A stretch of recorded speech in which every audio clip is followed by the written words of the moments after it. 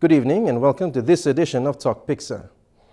In tonight's program, we take a look at the district of Chuave in the Simbu Province, a district that is fueled largely by subsistence gardening and coffee farming. We also look at the growth of our country's coffee industry, where it is today and where it's likely to go in the future. But those stories later in the program. We lead off tonight's Tok Piksa with EMTV's Lay Bureau Chief Scott Wide as he looks at the crop of kaukau, or sweet potato, and its potential in our future plans of improving food storage science in PNG and its revered place in traditional PNG food culture. Every week, tons of kaukau are brought from the highlands. The arrival of this crop in the city of close to 500,000 people happens with no pomp and ceremony, but it marks the end of a journey in a long supply chain that begins hundreds of kilometers in the highlands of Papua New Guinea. Kaukau has taken 5 months. Ogalo tubla moon and mimis with him planning. Ogalo tubla moon and mimis with him grass. Okay, with him grass now. Killing him now. Okay, Lara stop. He going up. When I'm 5 months now, I'm ready. I'm ready now. You miss digging. For many, kaukau is regarded as a lowly food crop. It's not as highly prized as the banana or taro, yet it is a staple in the highlands and lowland communities. So January you work on garden, you lose him. And by January, February, March, April, maybe you harvest him. Connie Puri is a kaukau farmer from Mount Hagen who makes a trip to Lay every 3 months, where he makes close to 5,000 kina. For Puri and many farmers like him, kaukau forms the backbone of his village economy. City also have everything like kaukau also Rachel. Rachel is like yellow black but it's like white black but it's like also more line law city also everything. But under place sugar kaukau. And white black kaukau you buy pull up you buy no bangre close to and buy you I think one whole day buy around nothing. But you know because sugar is a favorite.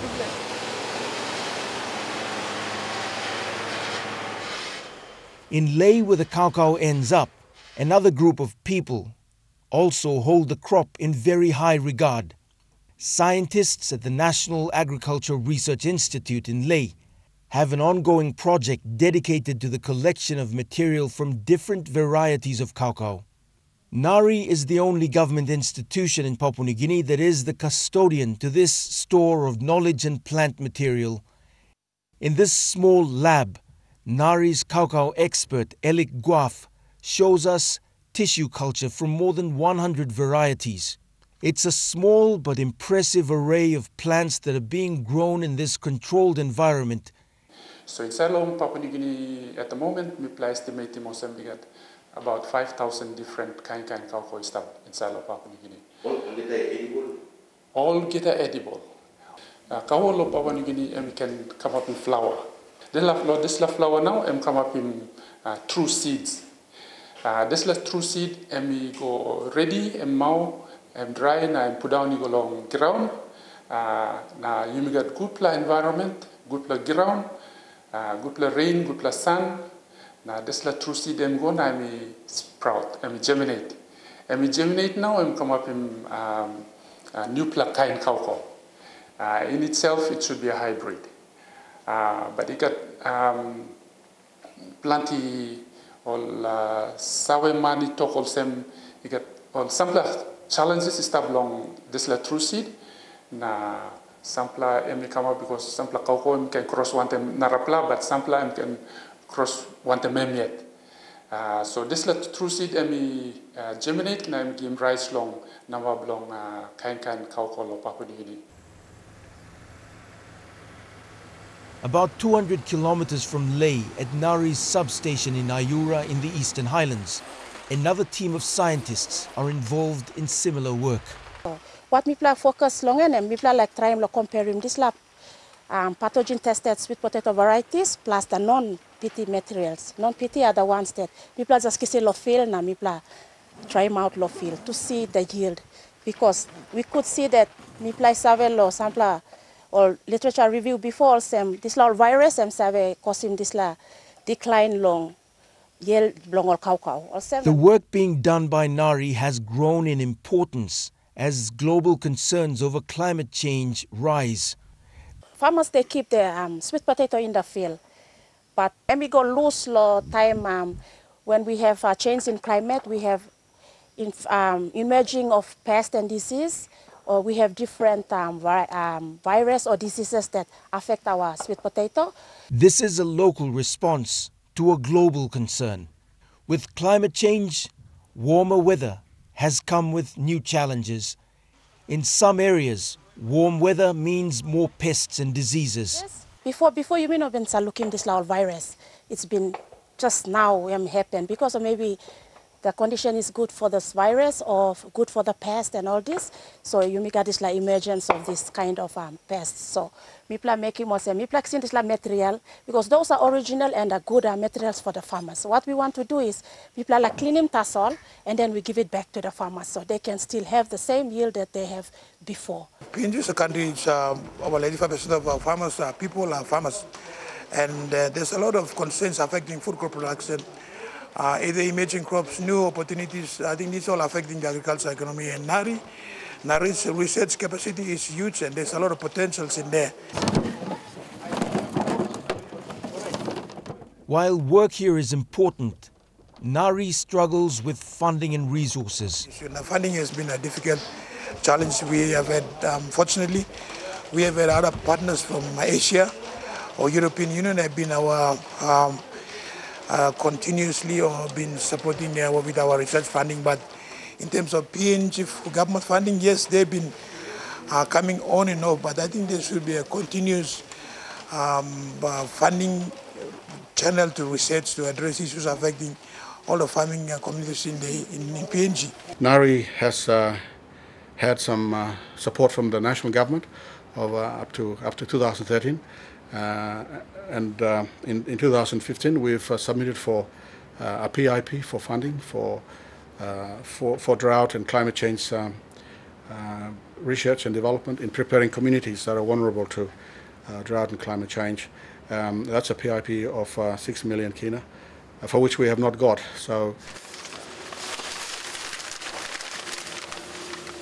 for those who work here, food security into the future is of great concern, particularly with the possibility of regular droughts expected in the future.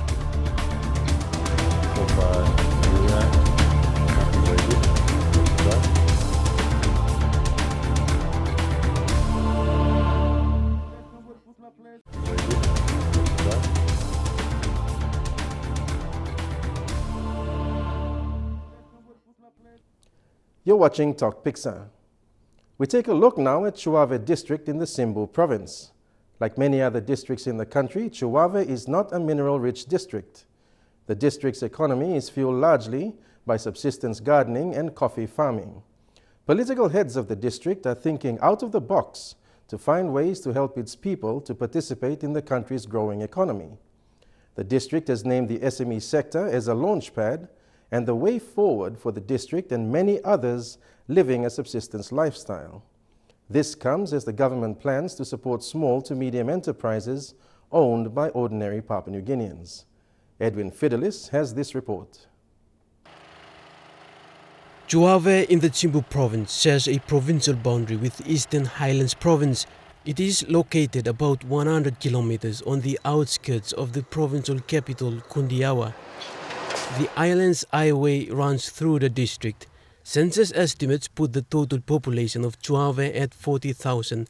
A large population of the people are living next to the highway and have easy access to the readily government services at Chuave Government Station, while an even larger population lives in the interior where there is relatively good land for crop cultivation. Like many other rural districts in Papua New Guinea, Chuave is facing challenges in its road infrastructures and economy.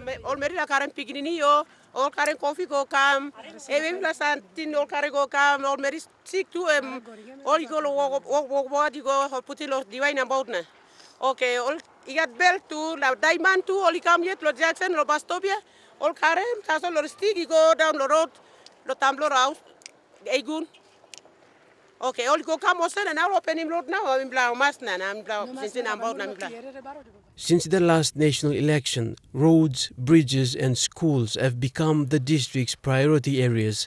20 or 30 years finish on the service.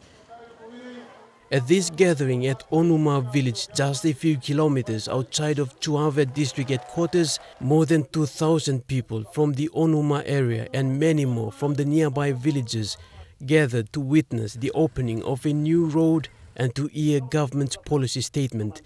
The Chuave MP, Wera Mori, and the Treasury Minister, Patrick Pruitt, attended the ceremony. Plan the public resources, me plus a waste team, not playing politics. For any development long take place, it must got on impact projects. The first-time MP, Wera Mori, was voted into office in the 2012 national elections on promises of better roads, health and education, and supporting business activities in the district. At the gathering, Mori announced a latest inclusion into the district's development plan. The approach we take is to directly empower our people by providing seed capital. I come from a very rural electorate, and it's very difficult for, if I put money into the bank and ask people to go and borrow, definitely they'll be out of the equation. Chuave over the next 12 months will be developing an economy that centers around agriculture that will be driven by the SME sector. As a start, we have through the district, through my office, assisted close to 500 people in the district to obtain IPA certificates so that they can be able to operate operating accounts to start up businesses. Chuave is rocky, and like many other districts in the country, it is not a mineral-rich district. Its economy is largely kept alive by subsistence gardening and coffee farming. The focus taken by the O'Neill-led government over the last 2 years has been on rural developments where the bulk of the population inhabits. Now you must send him. You must strong him government so that government is saving money, roll him out, service inside the one remote areas. The Treasury Minister has reaffirmed the national government's intention to support the work of SME in the country. In previous years, much of the attention has been given to the non-renewable sector, such as the LNG in the Ela province. Ordinary Papua New Guineans over the years have been seeking opportunities for equal participation in the PNG's growing economy. To participate meaningfully in this growing economy means operating on conducive environments that will allow small businesses to grow. And I think the biggest challenge for us as a country is working together, getting the public service machinery to align themselves with the political leadership so that whatever resources government is apportioning through the budgetary process is able to add value to our rural people. And in Chuave we saw a successful story in Chuave where we have political leadership working in close partnership with district bureaucracy headed by the district administrator, and of course with the support of the governor and the provincial administrator. We saw some projects being successfully delivered in Chuave district. Service delivery in Papua New Guinea over the years has not been delivered effectively. The blame has been on poor leadership and the lack of will to deliver by both politicians and bureaucrats, and that will remain one of Papua New Guinea's biggest challenges in many years to come.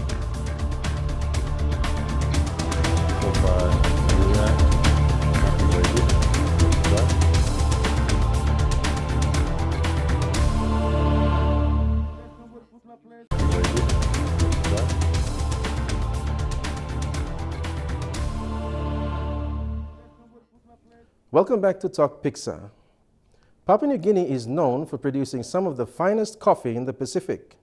The country contributes nearly 1% of the world's coffee. In the early 1960s, the growth began, aided by better infrastructure.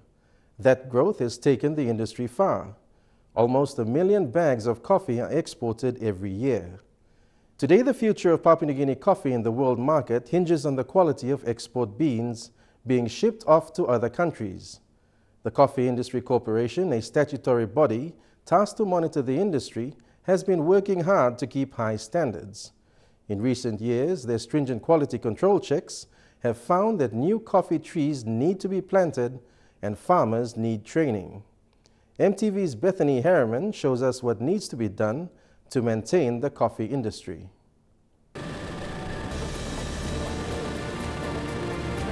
Papua New Guinea is a difficult place to grow coffee. Tough terrain and isolation has been a major hurdle for coffee growers. Against a backdrop of poor infrastructure such as roads and bridges, smallholders or village growers in rural Papua New Guinea struggle to get into markets. What's worrying now is the impact it will have on the Papua New Guinean economy. Coffee is a commodity that needs close attention.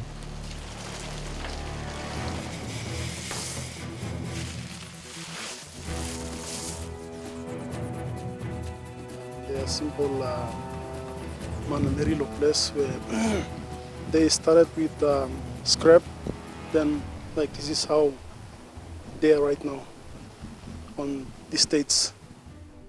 James Awute is the quality control manager of the family-run Awute Coffee Company based in Goroka, the capital of the Eastern Highlands. He has taken up the important role in the family business of ensuring that they export quality coffee. Mentality tintin lolman change tintin lol simani hariap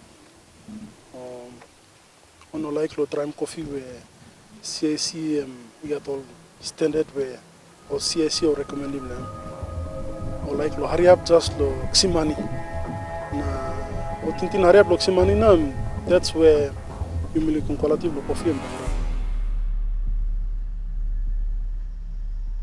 Within Goroka's Coffee Industry Corporation is a department tasked to monitor the quality of export coffee beans. Industry Regulations and Compliance Manager Sam Menenga explained that the future of PNG coffee export hinges on quality. Very challenging area of regulating coffee industry. You know, the attitude of the generation today have changed. And then they want to do all sorts of things under the sun. They want to do shortcuts to produce coffee to the market. The normal system, the good practices are starting to deviate. They want to do shortcuts, so we are keeping an eye. We have to be on the spot. We have to be vigilant. We have to do surveillance over the systems in place so that good coffees are coming into the system to sustain the industry. The Coffee Industry Corporation has stringent measures that have safeguarded an almost 100-year-old legacy. Papua New Guinea produces some of the best coffee in the Pacific.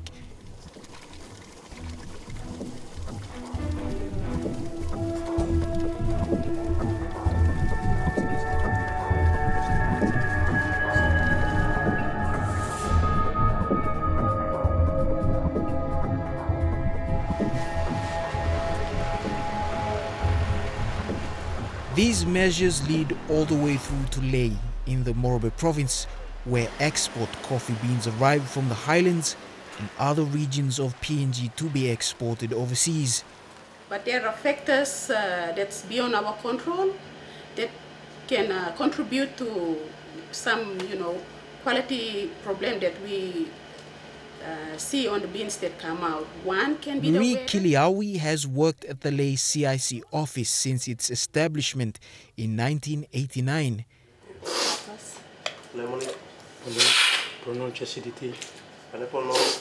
In Lae's Coffee Industry Corporation office, final samples from export bags are collected and tested to ensure that the coffee meets certified requirements for the certified licenses awarded to exporters.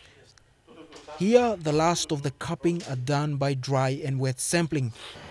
This is carried out by Coffee Industry Corporation experts away from the exporters to determine inconsistencies in the export beans.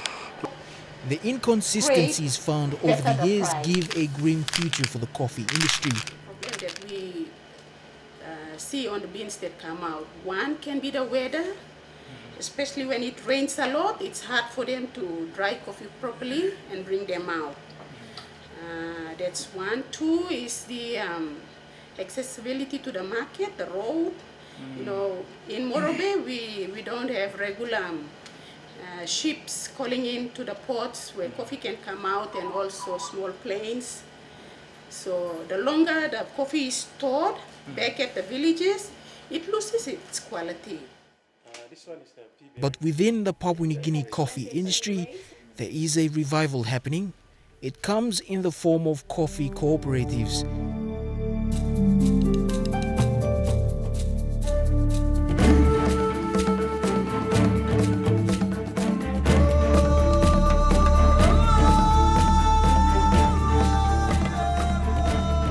Morobe's Nawai District Neknasi Coffee Cooperative. Mipla supply coffee, this la coffee go mipla working revenue block country. This la coffee and working big revenue block country. Now yet government in looking at it. It started with around 400 farmers and now it has an export license. They are also building a coffee processing facility. Until 2013, a period of 5 to 6 years, MIPLA intensively engaged along gardens management practice, along improving how MIPLA look out in DY. Michael Toliman was the extension officer that directed farmers to look after their coffee trees to get higher quality yields. Neknasi has become a blueprint for other coffee growing provinces in the highlands and around the country. And coffee is our main cash crop, and coffee is the main cash crop that gives money to our people. So, Eastern Highlands Governor Julie Soso has realized this. She says for many places in her province, the future support from the provincial government is going toward cooperatives. To our people. So, how do we mobilize our people, and how do we expand on our coffee business collectively and cooperatively? So that's where we want to go, coffee cooperative, Eastern Highlands Coffee Cooperative and LLG Cooperative. So LLGs have their little cooperative. They bring in all their coffee produce to the bigger Eastern Highlands Province Cooperative, and the Eastern Highlands Province Cooperative will be the exporter now straight to the markets in the world, which is Korea and Australia, who are standing by now. And that story ends Tok Piksa tonight. If you didn't catch any of the stories tonight, you can catch the replay on Wednesday evening. And until we do this again next Sunday, I'm Neville Choi. Good night.